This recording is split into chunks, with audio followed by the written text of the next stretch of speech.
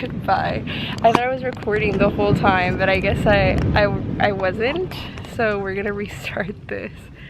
Anyways, okay, as I was saying, I got a little backtracked on some of my Bible study, and so the past couple days I have been going over Luke, because I feel like that's what they always tell new believers, is to start with the New Testament.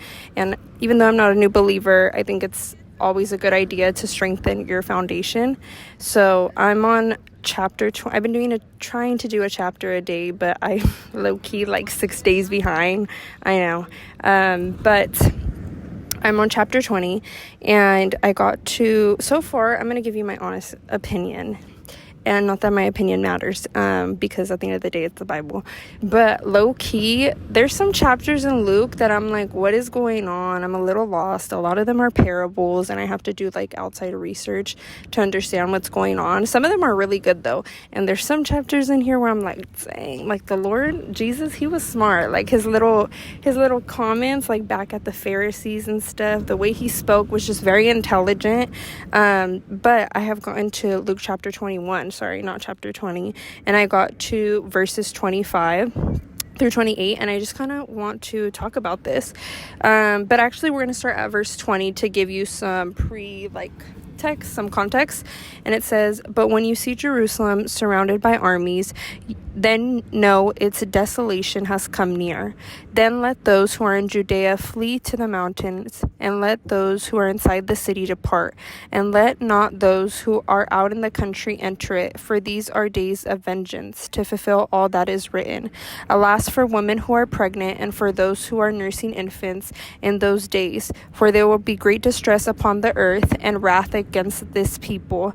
They will fall by the edge of the sword, and be led captive among all nations, and Jerusalem will be trampled underfoot by the Gentiles until the times of the Gentiles are fulfilled." And now it goes into verse 25, which it says, "The coming of the Son of Man. And there will be signs in sun and moon and stars, and on the earth distress of nations and perplexity because of the roaring of the sea and the waves, people fainting with fear, with foreboding, I don't know how to say that word, foreboding of what is coming on the world. For the powers of the heavens will be shaken, and then they will see the Son of Man coming in a cloud with power and great glory. Now when these things begin to take place, straighten up, raise your heads, because your redemption is drawing near." So as I'm reading this, I'm not scared, but I am a little fearful. Whoa, I just saw a bird fly into the ocean.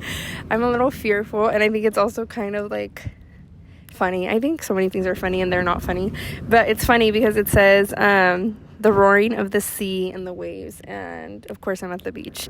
But anyways, I myself, like I said, was raised in the church, so I might have to do my own research on this, because I think this is talking about specifically like now in the future, about like the world ending and stuff. But also I could be wrong, and this could be about, because obviously in this part of Luke, Jesus still hasn't been crucified, so it is possible that he could I look like the little Seasons hotel baby. No, it is possible that this could be talking about like what would happen in like before he's crucified.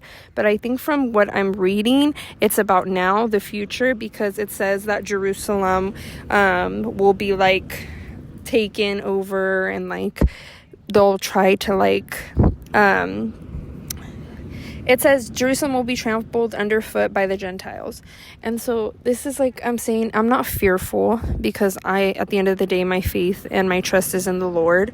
And but I think it's very interesting to see in this time, and I'm just going to give my opinion, and not that my opinion matters much. Again, I'm just a silly little girl on a beach in California.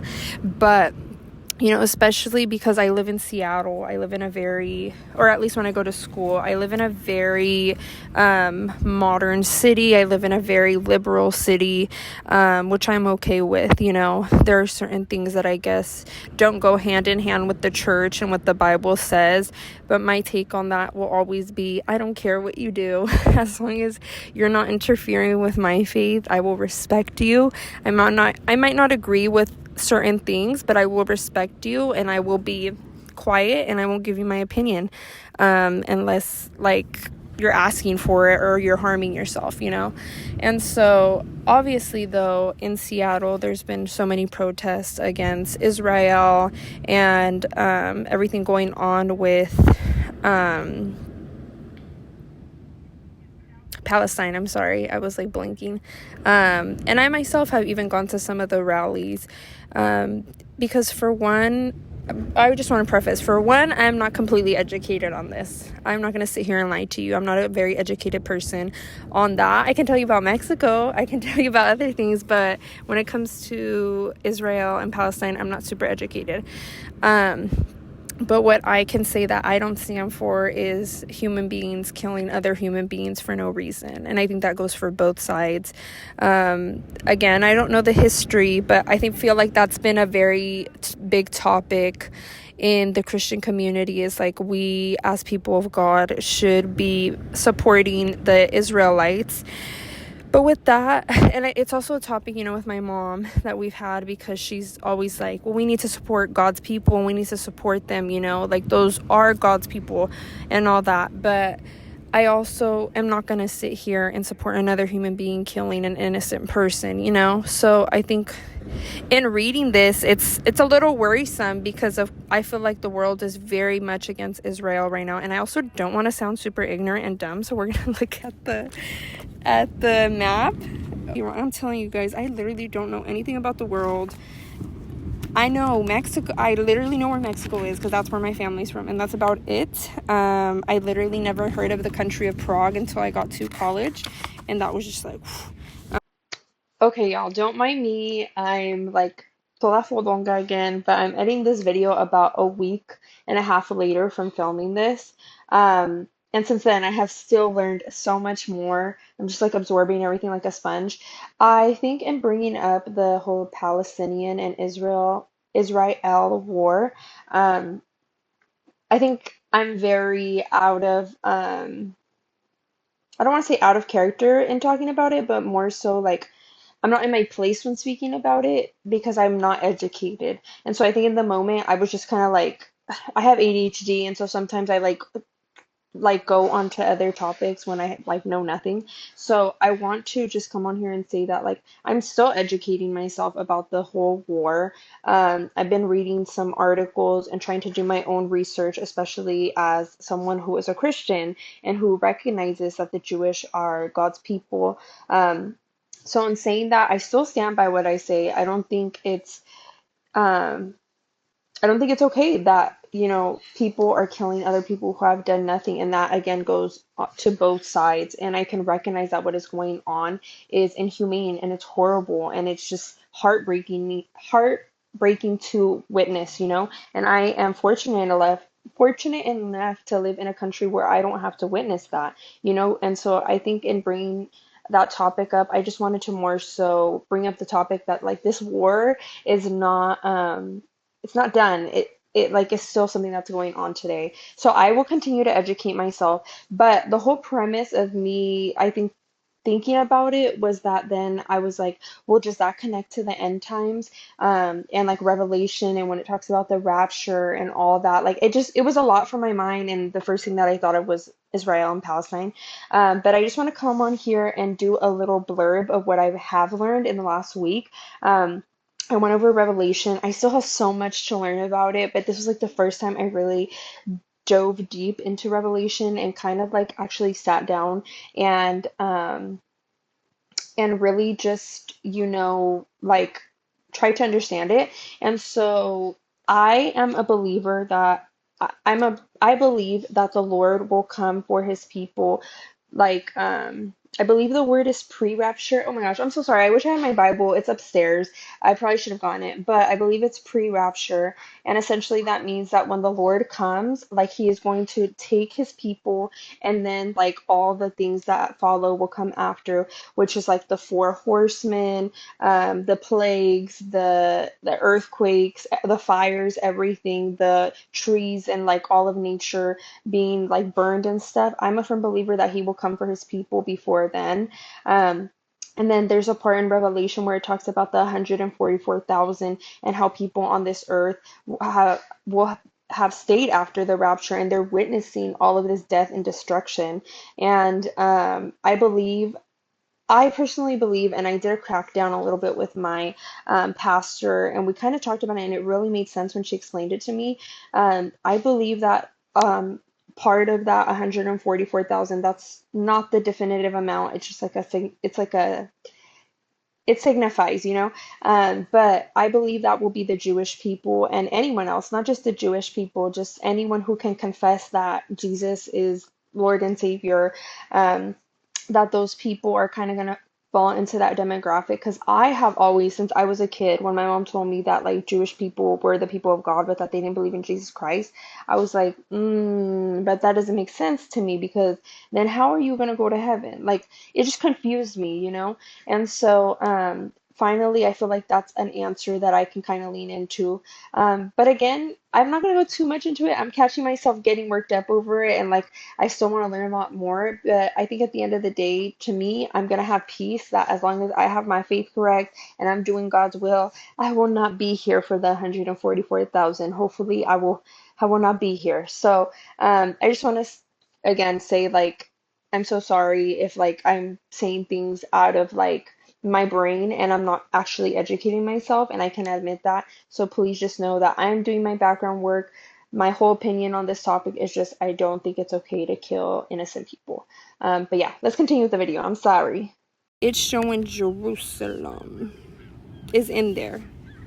But anyways, it doesn't matter the geography. The point is that I just find it very, it's a very interesting time, and I don't know what the future holds. And honestly, I have sat here and I've thought about it. Like, in my lifetime, do I think the world is going to end? And guys, I know I'm a pessimist. I know you guys know that. But sometimes I think yes. And I know that is so scary to think about. But I look at the world and it is not good. This is not a world where I want to bring children into, which is a whole other topic in itself. But as much as I try to be a good person every day, it's still a challenge. And I say that in the most sincere way. If I could be the most kindest person alive, I would. But unfortunately, I'm an angry human being sometimes. And I bought this at the women's conference. It's a bracelet that says patience, because sometimes my patience wears thin. And I am so lucky to feel God's mercy and not his wrath, because guys, I am a sinner at my core, and luckily Jesus has forgiven me. And so like the Lord has forgiven me, because I'm not a good person. And that might not even just be in my actions. I mean, if we sit here and we look at my life, you could say, yeah, Isabella is a great person on paper. She does this, she does that, but you don't know my mind, and you don't know some of the scary thoughts I have, or some of the mean thoughts I have. And I can only imagine what all the other human beings walking around on this earth think. Sorry, I'm only going to give myself 20 seconds to explain this, but I'm watching this clip and I'm so scared, because this is like the third time I've done this in the last 6 months, where I tell someone like I'm not a good person, blah, blah, blah. What I mean to say is that before Christ, I maybe didn't always make the right decisions, and maybe I was mean to people. And now with Christ, I can apologize and I can try to be a better person every day and live a life more like Jesus. So I wasn't out there doing horrible things, but I just wasn't the best version of myself when I was away from God. Just want to clarify. So my point is that this is just it's not scary, because honestly, bro, sometimes me and my sister be joking about this, and I know it's not funny, but I'm ready for the Lord to take me. I am so ready. I feel so much peace in my heart in this season of life that if it's my time to go, Lord, take me. And I know some people look at me crazy when I say that, but to live is a lot harder than to die. And I know that also sounds crazy, but I think it's so interesting as a society when you tell someone like, I would die for you. Buddy, it is so much easier to die than it is to live. Imagine dying and getting to live in heaven and being a part of God's kingdom and having such a grand old time every single day. But to live here on this little dump of earth where we are not so nice sometimes, that's hard. And to do the right thing is hard. And so, I don't know. I don't know when exactly this timeline that I'm reading is going to exactly happen, but what I do know for now is that God has me here. If there's breath in my lungs, my story isn't over. And I hope that God could just use me as a faithful servant. And I pray that literally every single day when I pray, I tell him, may you use me as a servant that does good. And even though I fail some days, may my loyalty be to him and him only, you know? So yeah, that's my take on Luke chapter 21, verse 20 through 28. Not sure if much of it made sense, but yeah, I just wanted to give my take.